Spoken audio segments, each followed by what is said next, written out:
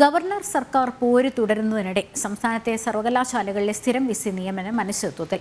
സർവകലാശാലകളിലെ VC നിയമന നടപടികളുടെ ഭാഗമായ സെർച്ച് കമ്മിറ്റികളിലേക്ക് പ്രതിനിധികളെ നൽകാതെ സർവകലാശാലകൾ. CPM പ്രതിഷേധ നിലപാട് തുടരുന്നതിനിടെ ഗവർണർ ഇന്ന് തലസ്ഥാനത്ത് മടങ്ങിയെത്തും. വിവരങ്ങളുമായി എസ് ശാലിനി ചേർന്നുണ്ട്. ശാലിനി, വിവരങ്ങൾ.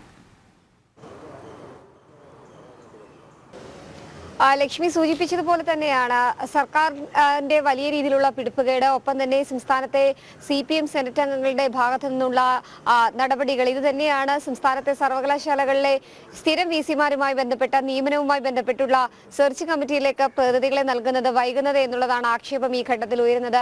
കഴിഞ്ഞ ദിവസങ്ങളിൽ കാർഷിക സർവകലാശാല, തൊട്ടു പിന്നാലെ ഇന്നലെ കേരള സർവകലാശാല സെനറ്റ് യോഗങ്ങൾ ചേർന്നിരുന്നു. ഈ യോഗത്തിലൊക്കെ തന്നെ CPM എടുത്തിരിക്കുന്ന നിലപാട് ഇത്തരത്തിലൊരു അംഗത്തെ നൽകേണ്ട എന്നുള്ളൊരു നിലപാടാണ്. പ്രത്യേകിച്ച് 5 അംഗത്തെ ആക്കുന്നത്, സെർച്ച് കമ്മിറ്റി പ്രതിനിധികളായ 5 അംഗങ്ങൾ വരുന്ന സർവകലാശാല ഭേദഗതി ബിൽ അത് ഗവർണർ ഒപ്പുവെക്കാതെ രാഷ്ട്രപതിക്ക് അയച്ചൊരു സാഹചര്യം നിലനിൽക്കുന്നുണ്ട്. അതുകൊണ്ട് തന്നെ അത്തരത്തിൽ ഗവർണർ ആവശ്യപ്പെടുമ്പോൾ അല്ലെങ്കിൽ ചാൻസലർ ആവശ്യപ്പെടുമ്പോൾ പ്രതിനിധിയെ നൽകേണ്ട എന്നൊരു നിലപാട് ഈ കഴിഞ്ഞ സെനറ്റ് യോഗങ്ങളിലൊക്കെ തന്നെ CPM സെനറ്റ് അംഗങ്ങൾ സ്വീകരിച്ചിട്ടുണ്ട്. അതിനെ മറികടന്നുകൊണ്ടാണ്, അല്ലെങ്കിൽ അതിനെ വിമർശിച്ചുകൊണ്ട്, പ്രതിഷേധിച്ചുകൊണ്ടൊക്കെ തന്നെ വലിയ രീതിയിൽ വിമർശനവുമായി ഗവർണറുടെ നോമിനേറ്റഡ് അംഗങ്ങളൊക്കെ ഇന്നലെ കേരള സർവകലാശാലയിൽ എത്തുന്ന ഒരു സാഹചര്യം ഉണ്ടായിരുന്നു. എന്തായാലും ഇന്ന് ഒരു ഇടവേളയ്ക്ക് ശേഷം തലസ്ഥാനത്തേക്ക് വീണ്ടും ഗവർണർ മടങ്ങിയെത്തുകയാണ്. രാവിലെ 11:00 അദ്ദേഹം തിരുവനന്തപുരത്തേക്ക് മടങ്ങിയെത്തും. ഈ യോഗങ്ങൾ കഴിഞ്ഞ കാർഷിക കേരള സർവകലാശാലകളിലെ VC-മാർ ഇതുമായി ബന്ധപ്പെട്ട റിപ്പോർട്ട് ഗവർണർക്ക് നൽകുമെന്നുള്ളതാണ് നമ്മൾ മനസ്സിലാക്കുന്നത്. ഇതിലേറെ നിർണായകമായിട്ടുള്ളത് കേരള സർവകലാശാലയിൽ ഇന്നലെ യോഗത്തിൽ പ്രോ ചാൻസലർ കൂടിയായിട്ടുള്ള ഉന്നത വിദ്യാഭ്യാസ മന്ത്രി പങ്കെടുക്കുന്നു. ഉന്നത വിദ്യാഭ്യാസ മന്ത്രി ആരുടെയും അറിവോ സമ്മതമോ ഇല്ലാതെ തന്നെ ആ ഒരു യോഗത്തിന്റെ അധ്യക്ഷ സ്ഥാനം ഏറ്റെടുക്കുന്നു. കൂടാതെ ഇടത് നേതാവ് ഒരു പ്രമേയം അവതരിപ്പിക്കുന്ന പ്രമേയം മന്ത്രി തന്നെ അംഗീകാരം നൽകിയത് പാസ്സാക്കിയതായി പ്രഖ്യാപിക്കുന്നു.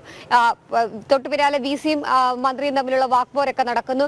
ഇതടക്കമുള്ള റിപ്പോർട്ടായിരിക്കും ഇന്ന് VC ഡോക്ടർ മോഹൻ കുന്നുമേൽ ഗവർണർക്ക് നൽകാൻ പോകുക. അതിൽ ഏത് തരത്തിലുള്ള നടപടി ഇനി ഗവർണർ സ്വീകരിക്കും എന്നുള്ളതാണ് അറിയേണ്ടത്. പ്രത്യേകിച്ച് 9 സർവകലാശാലകൾ, കുസാറ്റ് ഉൾപ്പെടെ കേരള കാർഷിക സർവകലാശാലകൾ ഉൾപ്പെടെ 9ഓളം സർവകലാശാലകളാണ് സ്ഥിരം VC-മാരില്ലാതെ നിലനിൽക്കുന്നത്. ഈ സാഹചര്യത്തിൽ കൂടിയാണ് അടിയന്തരമായി ഈ മാസം അവസാനത്തിനുള്ളിൽ തന്നെ VC-മാരുടെ നിയമനവുമായി ബന്ധപ്പെട്ട എല്ലാ സർവകലാശാലകളും പ്രതിനിധികളെ നൽകണമെന്നൊരു അന്ത്യശാസനം കേരളത്തിന്റെ ഗവർണർ കൂടിയായിട്ടുള്ള ചാൻസലർ ആരിഫ് മുഹമ്മദ് ഖാൻ നൽകിയിട്ടുള്ളത്. ഇതിൽ ഏത് തരത്തിലുള്ള നടപടികൾ ഇനി സർവകലാശാലകൾ സ്വീകരിക്കും, അതല്ല എന്നുണ്ടെങ്കിൽ ഇവർക്ക് അന്ത്യശാസനം നൽകിയ സാഹചര്യത്തിൽ ഗവർണർ സ്വീകരിക്കുന്ന നടപടികൾ നിർണായകമാണ്. എന്തായാലും സംസ്ഥാനത്ത് ഉന്നത വിദ്യാഭ്യാസ കേന്ദ്രങ്ങൾ മികവിൻ്റെതാണ് എന്ന് മന്ത്രി തന്നെ അവകാശപ്പെടുമ്പോഴാണ് ഇത്തരത്തിൽ യോഗം അലങ്കോലപ്പെടുത്താനും അല്ലെങ്കിൽ യോഗത്തിൽ ഒരു പ്രതിനിധിയെ നൽകാനുൾപ്പെടെ ഉള്ള വിമുഖത ഇടത് നേതാക്കൾ കാട്ടുന്നത് എന്നുള്ളതാണ് ഏറ്റവും പ്രധാനപ്പെട്ട കാര്യം. എന്തായാലും സുപ്രീം കോടതിയുടെ വിധിയുടെ പശ്ചാത്തലത്തിൽ കൂടിയാണ് ഗവർണർ ആരിഫ് മുഹമ്മദ് ഖാൻ ഇത്തരത്തിൽ VC നിയമന നടപടികൾ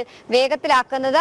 അതിന്റെ ഒരു ഭാഗത്ത് ഇത്തരത്തിൽ CPM നേതാക്കൾ ഇടംകോലിടുന്നു എന്നുള്ളതാണ് കഴിഞ്ഞ യോഗങ്ങളിൽ നമുക്ക് മനസ്സിലാക്കാൻ സാധിക്കുന്നത്. എന്തായാലും കണ്ണൂർ മുൻ VC ഡോക്ടർ ഗോപിനാഥ് രവീന്ദ്രന്റെ പുനർനിയമനവുമായി ബന്ധപ്പെട്ട് കേസ് പരിഗണിക്കവെയാണ് സംസ്ഥാനത്തെ സർവകലാശാലകളിൽ VC നിയമനത്തിന് ചാൻസലർക്ക് പൂർണ്ണ അധികാരമുണ്ടെന്ന വിധി ഗവർണർക്ക് അനുകൂലമായി സുപ്രീം കോടതിയുടെ ഭാഗത്ത് നിന്ന് വന്നത്. ഈ സാഹചര്യത്തിൽ കൂടിയാണ് നടപടികൾ വേഗത്തിലാക്കുന്നത്. എന്തായാലും വിവരങ്ങൾ നൽകിയത്.